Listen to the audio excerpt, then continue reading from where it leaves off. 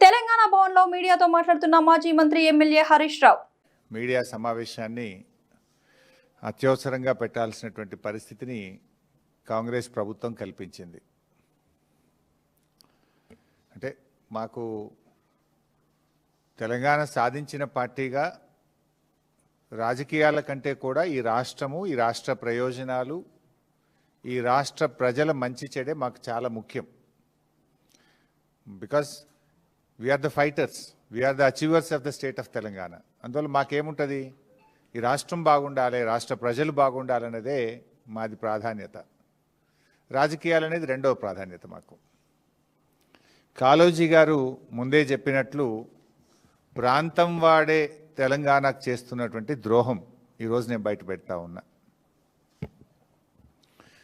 దేశ రాజధాని ఢిల్లీ కేంద్రంగా తెలంగాణకు జరగబోతున్నటువంటి ద్రోహాన్ని పసిగట్టి బయటపెట్టి దాన్ని నివారించేటువంటి ప్రయత్నం చేస్తూ ఉన్నాం. ఒకవేళ ఆ తప్పు జరిగితే తెలంగాణ నీటి చరిత్రలో ఈరోజు ఒక బ్లాక్ డేగా నిలిచిపోతుంది.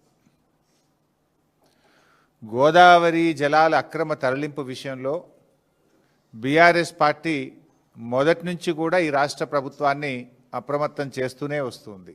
మీకు కూడా తెలుసు, నేను గతంలో కూడా డాక్యుమెంట్స్ కూడా బయట పెట్టాను. ఎందుకు అంటే మేము మాట్లాడు బ్యాక్ డేట్లో ఉత్తరాలు పంపుడు, ఇవన్నీ మీకు గతంలో కూడా పంపిన. నేను ఇదే భవన్లో ప్రెస్ మీట్ పెట్టంగానే ఒక 3 అవర్స్లో నిన్నటి డేట్తో ఉత్తరం రాస్తాడు ఉత్తమ్ కుమార్ రెడ్డి. మాకేమో స్టేట్ ఇంట్రెస్ట్ కనుక వాళ్ళకు పట్టింపు లేదు. మేము పదే పదే ఆ విషయాలు బయట పెడుతూ రాష్ట్ర ప్రభుత్వాన్ని మేము అప్రమత్తం చేస్తుంటే ఇంకేదో ఫేస్ సేవింగ్ కోసం బ్యాక్ డేట్లు వేసి నా ప్రెస్ మీట్ అయినాక 5 గంటలకు 3 గంటలకో 4 గంటల తర్వాత ఇన్ని ప్రెస్ నోట్లు లెటర్లు కేంద్ర ప్రభుత్వానికి ఈ రాష్ట్రం రాసింది. డాక్యుమెంట్స్ కూడా అన్నీ నేను రిలీజ్ చేస్తున్నా. ఇకపోతే అంటే పరిస్థితి ఏమైందంటే మొద్దు నిద్రపోతుంది ఈ ప్రభుత్వం, కుంభకర్ణుడిలాగా నిద్రపోతూ ఉంది. ముళ్ళుగట్టబట్టి పొడిస్తే తప్ప ఈ ప్రభుత్వం నిద్రలేస్తలేదు. అది గోదావరి బనకచెర్ల ప్రాజెక్ట్ అయినా, గోదావరి నల్లమల్ల సాగర్ ప్రాజెక్ట్ అయినా జరిగేది మాత్రం గోదావరి జలాల దోపిడీ, జరిగేది మాత్రం తెలంగాణకు నష్టం. ప్రాజెక్టు పేరు మారింది తప్ప ఆంధ్రప్రదేశ్ జలదోపిడిని మాత్రం ఆపలేదు.